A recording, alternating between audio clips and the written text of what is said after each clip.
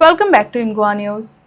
To commemorate Goa Revolution Day, the Goa Rashtra Seva Dal and the Gomantak Marathi Academy jointly organized a lecture at the Academic Auditorium in Porvorim on the theme Dr. Ram Manohar Lohiya's contribution to the Goa liberation struggle. The lecture was delivered by noted humanist writer and thinker Dr. Sunil Kumar Loveday, who highlighted the key role of Dr. Ram Manohar Lohia in inspiring the Goa freedom movement. The program was presided over by Ramesh Gawas and attended by Pradeep Amonkar, Suhas Thakur Desai, and Prabhakar Dhage, reflecting on sacrifices that led to Goa's liberation in 1961. मी कोल्हापूरहून येऊन गोव्यामध्ये इथल्या क्रांती दिनाबद्दल बोलावं हे खरं म्हणजे औदत्याचं काम आहे, उद्धटपणाचं काम आहे की ज्यांना आपला इतिहास, गौरवशाली इतिहास माहीत आहे, जे इतिहासाचे साक्षीदार आहेत, अशांच्या पुढे म्हणजे माझं चरित्र मला सांगण्यासारखं आहे. तर मी पहिल्यांदाच तुम्हाला असं सांगेन की मी जे तुम्हाला सांगेन तो केवळ माझा अभ्यास आहे, माझं वाचन आहे, तुमच्याबद्दल करून घेतलेलं ज्ञान आहे, इतकीच त्याची मर्यादा आहे, तुम्ही समजून घ्या. आज आपण तशा अर्थाने दोन गोष्टींसाठी जमलेलो आहोत. एक, गोव्याचं स्वातंत्र्य ज्यांच्या एका सत्याग्रहाने आपणा सगळ्यांना मिळालं ते श्रद्धेय डॉक्टर राम मनोहर लोहिया हे 18 जून 1946 ला गोव्यामध्ये आले होते आणि तुम्हा गोवेकरांना त्यांनी स्वातंत्र्याची प्रेरणा दिली. ती दिलेली प्रेरणा पण अंमलात यायला 1961 साल उजाडली. म्हणजे साधारणपणे 14 वर्ष त्याला त्यानंतरही जावी लागली. असं का व्हावं आपलं? म्हणजे स्वातंत्र्याची प्रेरणा मिळून पण मिळायला 14 वर्ष का लागावी? याचा इतिहास आपण शोधला तर आपल्या लक्षात येईल की आपण स्वातंत्र्य 4.5 वर्ष उपभोगलं याचा अर्थ सहन केलं. पोर्तुगीज या भूमीवर आले 1510 ला आणि 1961 पर्यंत आपल्यावर लागले. गोव्याचा इतिहास आणि भारताचा इतिहास एका अर्थाने मित्रांनो समानांतर इतिहास आहे. समानांतर म्हणजे असं की लहानपणी मी लहान असताना ज्या पंढरपूर अनाथ आश्रमामध्ये मी वाढलो तिथे आम्हाला एक छोटं गाणं, एक छोटा खेळ शिकवला. तो खेळ काय होता तर ज्याच्यावर डाव यायचा त्याचे डोळे बांधलेले असतात आणि मग बाकीच्यांनी येऊन कपाळावर इचकी मारायची आणि गाणं होतं छोटं, कुणीही यावे टिकली मारूनी जावे, कुणीही यावे टिकली मारूनी जावे. आपला देश आणि आपला गोवा यांच्यावर कुणाचं राज्य नव्हतं असं शोधायला लागेल की कुणी कुणी आपल्यावर राज्य केलं. आपली ती सोशिकता होती का? आपली ती निष्क्रियता होती का? आपलं ते अज्ञान होतं का? का आपल्याला गुलामीची सवयच लागून गेली? असा केव्हा तरी विचार गोवा क्रांती दिनाच्या 80व्या वर्धापनदिनी आपण केला. मला माहित नाही की डॉक्टर राम मनोहर लोहिया यांनी 18 जून 1946 ला या भूमीमध्ये येऊन सत्याग्रह केला. त्यावेळी पोर्तुगीजांचं शासन होतं. ते असं काही सहज सत्याग्रह करून देणार नव्हते, पण एका माणसाने हिंमत दाखवली आणि तुम्ही गोवेकरांनी त्याला सक्रिय प्रतिसाद दिला, म्हणून आज आपण 80 वर्षानंतरही त्या कृतीचं एक स्मरण म्हणून हा क्रांती दिन साजरा करतो. मगाशी सुभाष ठाकूर देसाई असं म्हटले की आम्ही काय हा दरवर्षी क्रांती दिन साजरा करतो, पण मी तुम्हाला आता असं सांगणार आहे की असं सुशेगात पण आता आपण सोडलं. मगाशी ते असं म्हणले की इतिहास दरवर्षी सांगायला लागतो.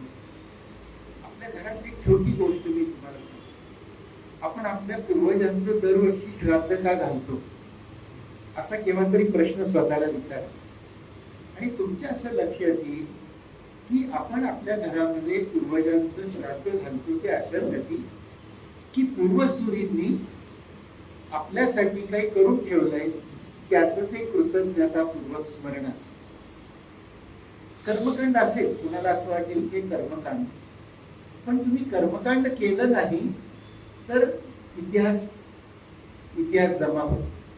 मी तुम्हाला या निमित्ताने तुमच्यापेक्षा छोटा असलो तरी मी असं सांगणार आहे की दरवर्षी हा क्रांती दिन तुम्ही साजरा करा, आळस झटकून साजरा करावा. आणि तो काही सुभाष ठाकूर देसाई, गोमांतक मराठी अकादमी, राष्ट्रसेवा दल अशांनी नाही, आपण जे सगळे गोवेकर आहोत, म्हणजे या स्वातंत्र्याचे जे सगळे वर्तमान लाभार्थी आहेत, त्यांनी पूर्वसुरींनी जो त्याग केला. मगाशी ते निवेदक असे सांगत होते की शेकडो लोकांचं बलिदान गोव्याच्या स्वातंत्र्यासाठी झालेलं आहे. त्या जर्मन प्लॅन्टचे जे इंजिनियर होते ते 7:30ला यायचे, अगोदर अर्धा तास पाळीच्या, आणि सगळी तयारी करायची आणि 8ला डॉट घंटा वाजली की त्यांचं काम सुरू. आणि आमचे भारतीय कामगार 8ला यायचे, 8:30ला काम सुरू करायचे, पण 9ला पण सुरू करायचे. ते असं म्हणायचे की घरी का चहा पिऊन येत नाही, इथं आल्यावर का चहाला जाता, म्हणजे कामाच्या वेळेत चहा कसे पिता, कामाच्या वेळेत फोन कसे घेतात, कामाच्या वेळेत घरचं सिलेंडर कसं आणतात, छोटे छोटे प्रश्न. मी काय म्हणतो ते कळालं ना तुम्हाला.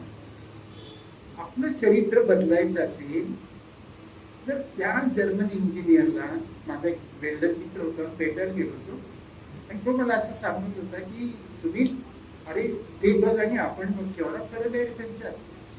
तर मी त्या जर्मन इंजिनियरला विचारलं, hi you work so sincerely, hi you work so sincerely.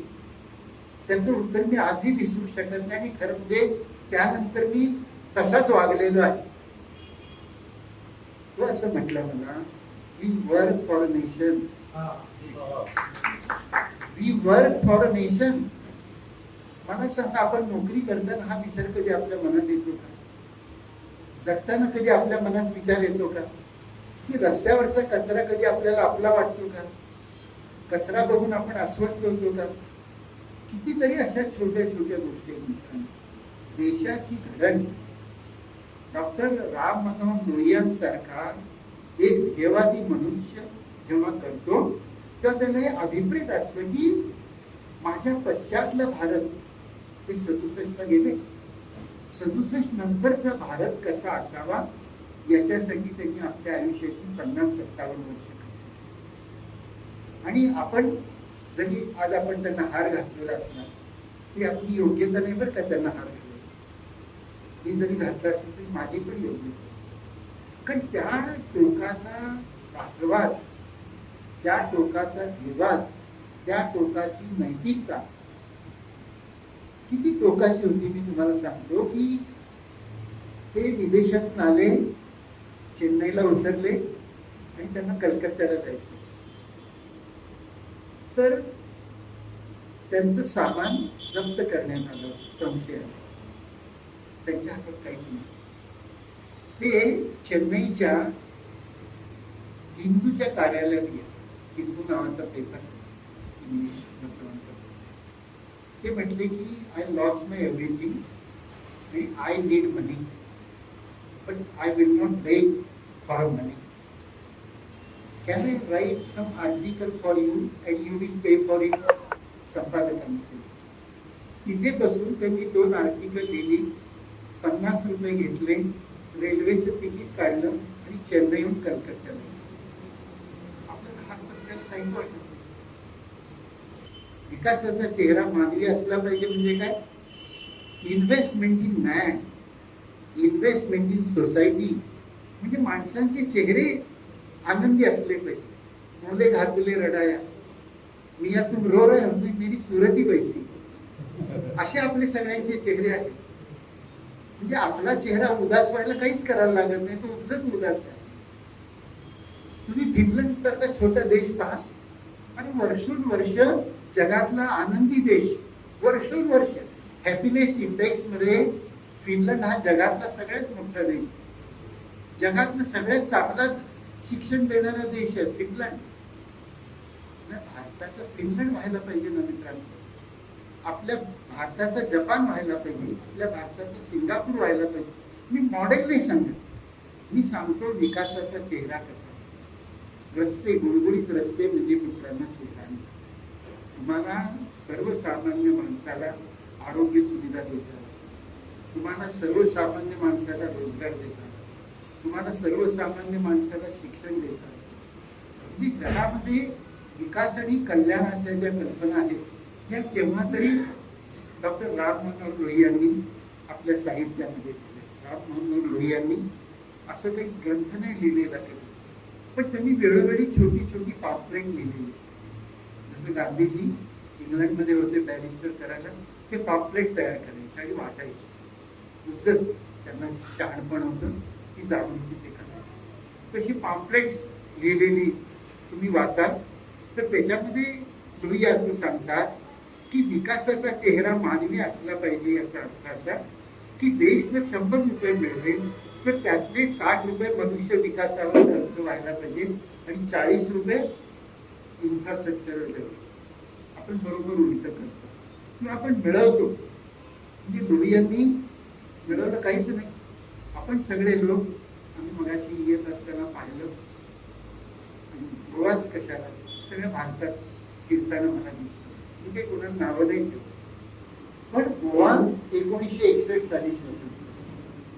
आपल्या देशामध्ये 2 प्रांत मला असे दिसतात. एक आहे निजामाचा प्रांत हैदराबाद आणि गोवा. स्वातंत्र्याबरोबर हे स्वतंत्र झालेले नाही, ते स्वातंत्र्यानंतर स्वतंत्र झालेले प्रांत. आणि पॉंडिचेरी, आणि पॉंडिचेरी म्हणजे ही जी छोटी छोटी, ही परत सांगतो मी, ही परकीय लोकांची हे शासन आणि साम्राज्य होती आणि त्याच्या विरोधात तत्कालीन नागरिक बंड करून उठले आणि मग आपल्याला स्वातंत्र्य मिळाले. आपल्या देशाचं स्वातंत्र्य पण असंच नाही मिळालं. महात्मा गांधींच्या नेतृत्वाखाली आपण अगदी 1857 पासून 1947 पर्यंत आपण सतत गुलामगिरीच्या विरुद्ध उभारलो, म्हणून आपल्याला हे स्वातंत्र्य मिळालं. कोणताही देश स्वातंत्र्यचं विस्मरण करेल तर तो परत पारतंत्र्यात जाण्याची शक्यता असते. म्हणजे हे स्मरण क्रांती दिनाचं का करायचं असं जर तुम्ही मला विचारा, की परत आपण पारतंत्र्यात जाऊ नये म्हणून स्वातंत्र्याचं स्मरण आपण केलं. मला सुहास ठाकूर देसाई असं म्हटले की तुम्ही या निमित्ताने गोव्याबद्दलही बोलावं आणि डॉक्टर राम मनोहर लोहिया यांच्याबद्दल. मी गोव्याबद्दल आणि देशाबद्दल असं सांगेन की आपल्या देशामध्ये मगाशी म्हटल्याप्रमाणे जे आक्रांत आले किंवा जे प्रवासी आले ते काय ऐकून आले आपल्या देशामध्ये, तर ते असं सांगायचे की ते सोन्याचा धूर निघायचा. आपल्या देशामध्ये पूर्वीच्या काळात सोन्याचा धूर निघायचा. म्हणजे इतकी समृद्धी ही विदेशी आक्रमकांचं किंवा विदेशी पर्यटकांचं, विदेशी प्रवाशांचं आपल्या देशाकडे असलेलं आकर्षण. जसं भारताबद्दल सांगितलं जातं की भारत हा सोन्याचा दूध निघणारा देश इतिहासामध्ये होता आणि त्याच्या आकर्षणाने अनेक आक्रमक इथलं सोनं लुटायला आले. तुमच्या गोव्याचं पण सुना प्रांत असं वर्णन, सोन्याचा प्रदेश. मी मागे केव्हा तरी गोव्याला आलो होतो, इथे मी केव्हा तरी येऊन भाषण दिलं असं मला काय या क्षणी अपवाद लागलेला आहे या अकादमी. माझं भाषण ज्या दिवशी होतं इथे, तेव्हा अवघे 7 श्रोते ते भाषण ऐकायला इथे होते. असं मला वाटतं या क्षणी एकदम लख आठवते. गोवा आता कझिनोमय झालेला आहे. त्यामुळे कझिनोमय झालेल्या गोव्यामध्ये तरुण मंडळी तुम्हाला आता रोहियांचा हा 46चा क्रांतीचा दिवस साजरा करतील याची अपेक्षा आणि खात्री जरी ठेवली नाहीये तरी आमचे प्रयत्न हे सातत्यानं राहत येतो. आज लोहिया असते तर त्याने म्हटलं असतं मी या गोव्यासाठी क्रांती केली का, या गोव्यासाठी ज्या गोव्याला स्वतःचं अस्तित्वच आज नाहीये. ज्या काळी 1946 साली गोवा होता तो आणि त्याच्यानंतर 80 वर्षानंतर आजचा गोवा, 61 मध्ये मुक्ती पूर्ण झाल्यानंतरचा गोवा, तर मी तो पाहिला. मी 1961 मध्ये 18 आपल्या डिसेंबरला रणगाडे पोर्तुगीजांचे जाताना रस्त्यावर मी बघितले. का जात आहेत हे मला कळत नव्हतं, मी त्यावेळी 10 वर्षाचा होतो. पण रात्रीच्या वेळी ज्यावेळी बॉम्ब स्फोट व्हायला लागले त्यावेळी मी सगळं घर हलायला लागलं, त्यावेळी मी झालेलं. त्याच्यानंतर आम्हाला ते लक्षात आलं की ही लढाई आहे. ही लढाई ज्याने लढली त्या लढणाऱ्या अनेक माणसांच्या स्मृती आज आपल्या त्याच्यामध्ये. 46 मध्ये लोहियांनी जी क्रांती केली ती अहिंसेच्या मार्गाने, शांतीच्या मार्गाने ही सगळी केलेली आहे. आणि म्हणून त्याच्यामध्ये आपल्याला बाळासाहेब वापारी 1955 मध्ये फेब्रुवारीच्या महिन्यामध्ये शहीद होतात आपल्याला दिसतात. त्याला शिवरीला पकडण्यात आलं, ते तुरुंगात टाकण्यात आलं आणि तुरुंगात त्याला मरेपर्यंत एवढं जबरदस्त, कारण तो जो होता तो होता मोठे, तो अतिशय क्रूर कर्मा होता आणि त्याने त्याला मरेपर्यंत धुडून काढलं. त्याचा अंत झाला. आणि त्याच्यानंतर आपण आपल्याकडे हिरवे गुरुजी येतात. हिरवे गुरुजी टेलिफोनला तो झेंडा लावण्यासाठी येतात. त्याच्याबरोबर बरेच मंडळी असतात. पण तिथे त्याच्यावरती इथून आपल्या गोव्यातून गोळीबार करण्यात आला आणि हिरवे गुरुजी खाली कोसळले. पण झेंडा खाली पडून दिल्याने त्यांच्या साथीदार पकडले. हा सगळा जो एक प्रवास आहे गोव्यातल्या लोकांचा, आता सुहासनं म्हटलं की अनेक लोकांनी त्यामध्ये प्रयत्न केले आणि आमच्याकडे ती गाणी आहे. आणि ती गाणी आहेत प्रभू चला पणजीवर विजयी झेंडे, आड तुझे दस आला झाला, निक्षत्रावर गोळ्या काढा, कृपाजयांच्या दृष्टीने आला, काय करेल कृपा. अशा प्रकारची गाणी त्यावेळी ती गायली जायची आणि ती आजही मराठी पाठ आहे. त्यामुळे मला त्या गाण्यांच्या विषयी, पण आता ह्या गाण्यांच्या ऐवजी वेगळी गाणी आता आमच्या तरुणांच्या दिघेवर येऊ लागली आणि त्याला ती आवडू लागली. तो प्रश्न निर्माण कसा काय होतो की आपल्या गोव्याची रोग होण्याची काही फार दूरची गोष्ट नाहीये. गोव्याचा हळूहळू आता होतच आहे. अजून सगळे जर बघितले, आता तो बिग डॅडी आलेला आहे. आज मी त्याचं दर्शन घेतलं पणजीला येताना. खानापूरच्या याच्यामध्ये मला त्याने बोलवलेलं होतं म्हणून मी पण आलो. त्यावेळी तो मी त्याचं दर्शन घेतलं. दर्शन कुणाचं घ्यायचं असते आपल्या सगळ्यांना माहित आहे, पण तो बिग डॅडी आहे. तो बिग डॅडी आमच्या राज्यकर्त्यांचा आहे. डॅडी राज्यकर्त्यांचा डॅडी असल्या कारणानं त्याला कुणी हाताळू शकत नाहीये. ही परिस्थिती आमची आहे. आणि मग प्रश्न असा पडतो की आपल्याला हे मुक्ती लढायची जी प्रेरणा रोहियांनी दिली या बिग डॅडीला इथे एंट्री देण्यासाठी आहे का, हाही प्रश्न येतो. आपल्याला मुक्ती लढ्याची आणि या रोहियांचं स्मरण जर करायचं असेल तर मला असं वाटतं की याच्यातनं सरकारनं मागे सरकारनं 18 जून 1946 लोहियांचा स्मृती अजिबात साजरा करू नये माझं प्रामाणिक मत आहे. ज्यांनी एवढ्या खालच्या पातळीवर जाऊन सगळ्या गोष्टी करायला सुरुवात केलेली आहे, प्रचंड प्रचंड मोठ्या प्रमाणामध्ये हानी केलेली आहे, मग ती पर्यावरणाची असो, जंगलांची असो, नद्यांची असो, सगळं काही असेल, त्या सगळ्या गोष्टीची अशा सगळ्या गोष्टीची हानी करणारं हल्लीचं सरकार जे आहे त्याने लोहियांचं नावही घेऊ नये असं माझं स्पष्ट प्रामाणिक मत आहे. कारण तुम्ही नाही घेतलं म्हणून काही बिघडत नाहीये. नाव घेणारे अनेक तरुण असतील, अनेक माणसं असतील, त्यांना ते अवश्य घेऊ द्या. आता मी तिथे गेलेलो त्यावेळी बघितलं किती थाट माट आणि त्याच्या बसण्याच्या खुर्च्या अगदी पॉश खुर्च्या होत्या आणि तुम्ही तिथे स्मारकाकडे जाऊन फुलं अर्पण करता. फुलाला हात लावण्याचा सुद्धा तुम्हाला अधिकार नाहीये. फुलं जर तुम्ही हात लावलात तर ती जितक्या लवकर कोमेल ते कधी सांगता येत नाही. एवढ्या प्रचंड प्रमाणामध्ये तुमचे हात भरभटलेले आहेत. आणि म्हणून मला नेहमी प्रश्न पडतो मुक्ती लढ्याच्या संदर्भात एक प्रश्न आणि आता आम्ही लोहियांच्या संदर्भामध्ये म्हणतो त्यावेळी तोही मला प्रश्न पडतो की हे लोहियांनी जे सुरू केलं होते हे व्यर्थ नको बलिदान हे बहुतेक व्यर्थ गेलेलं आहे असं मला वाटतं. कारण मानवी चेहरा विकासाला मानवी चेहरा हवा, तो दिसायला हवा. विकासाचा मानवी चेहरा दिसत नाहीये, पण मेगा हाऊसिंग प्रोजेक्ट वाल्यांचे चेहरे दिसत आहेत गोव्यामध्ये भरमसाठ मोठ्या प्रमाणामध्ये. अशा परिस्थितीमध्ये त्याला विकास तुम्ही कसा करणार? तो विकास आहे तो बिल्डर लॉबिंगचा विकास हाच गोव्यामध्ये आता दिसत आहे. माझा भोगल कदम त्या याच्यामध्ये काम करणारा माणूस माझ्या घरात होता आणि माझे वडील त्याला तिरंगी झेंडे करून द्यायचे आणि एकदा त्याला पकडण्यासाठी आधी त्याच्यानंतर तो रात्रीच्या वेळी आणि मी पाहत होतो हे सगळं माझ्यासमोर घडत होतं आणि त्याला मग जंगलातून मग कुठेतरी परस्पर महाराष्ट्राच्या सीमेवरती सोडण्याचं कामही माझ्या वडिलांनी केलेलं आणि ते मला जाणवतं. अशा प्रकारच्या एकूण परिस्थितीमध्ये आपण आज मौज मजा सगळं करत आहोत.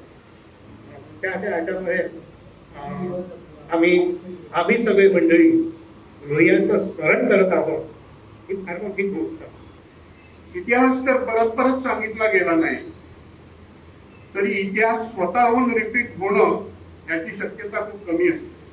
हिस्ट्री रिपीट इटसेल्फ असं इंग्रजीमध्ये वाक्य आहे, पण हिस्ट्री जर रिपीट व्हायला हवी असेल तर तिचा जागर कोणीतरी करत राहावा.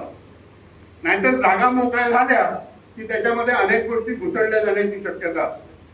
आपण कदाचित तो अनुभव घेत असाल, कदाचित तो इथपर्यंत पोहोचला असेल, कदाचित तो पोहोचला नसेल, पण हे एक सत्य आहे आणि ते सत्य मी तुमच्यासमोर मांडू इच्छितो. कसा खोटा इतिहास रचला जातो, सांगितला जातो हे काय बघायची आता आवश्यकता नाही. पण आपण त्याकडे लक्ष न देता सगळ्यात महत्वाची गोष्ट म्हणजे खराखुरा इतिहास कसा घडलेला आहे तसा तो लोकांच्या समोर मांडणं आणि ते मांडण्याची संधी जी आहे ती आपण अशा प्रकारचे दिवस जे आहे ते साजरे करून आपण घेत असतो. गोवा मुक्ती लढ्यामध्ये सगळ्यात महत्वाची जर गोष्ट कुठली असेल तर राष्ट्रीय एकत्वाची, एकात्मतेची आणि एकतेची जी पेरणी आहे ती पेरणी खऱ्या अर्थानं गोव्यामध्ये झालेली आहे. याचं कारण असं आहे की तुम्ही जर हुतात्मे झालेल्यांची यादी बघितली तर उत्तर प्रदेश, पंजाब पासून दक्षिणेपर्यंत सगळे राज्यांचे लोक इथे हुतात्मे झालेले आहेत. त्याच्यामध्ये मुस्लिम आहेत, शीख आहेत, ख्रिश्चन आहेत, याच्यामध्ये मराठी बोलणारे आहेत, त्याच्यामध्ये सगळ्या भाषा या देशातले बोलणारे आहेत. त्यामुळे या देशात, या प्रदेशाच्या मुक्ती लढ्याचा जो कार्यक्रम आहे त्याच्याविषयीची ऐतिहासिकता खऱ्याखुऱ्या स्वरूपामध्ये, तिची जी एकात्मता आहे ती खऱ्याखुऱ्या स्वरूपामध्ये लोकांच्या समोर यावी, ह्या वर्षी हा कार्यक्रम मुद्दामून साजरा करण्याची आम्हाला गरज वाटली आणि आम्ही त्या निमित्तानं इथे हा कार्यक्रम साजरा करत आहोत. ही प्रतिक्रिया नाहीये, मी म्हणतोय की ही प्रतिक्रिया नाहीये, तर ही इथून पुढे सुरू होणाऱ्या कालखंडाची सुरुवात आहे, ही एका क्रियेची सुरुवात आहे, हे सगळ्यांनी कृपया लक्षात घ्यावं अशी माझी तुम्हाला सगळ्यांना विनंती आहे.